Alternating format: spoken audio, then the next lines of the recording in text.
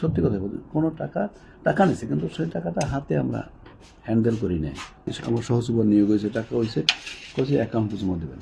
কত টাকা মতো? না মনে করেন 2 জনে 7 লাখ টাকা দিছে।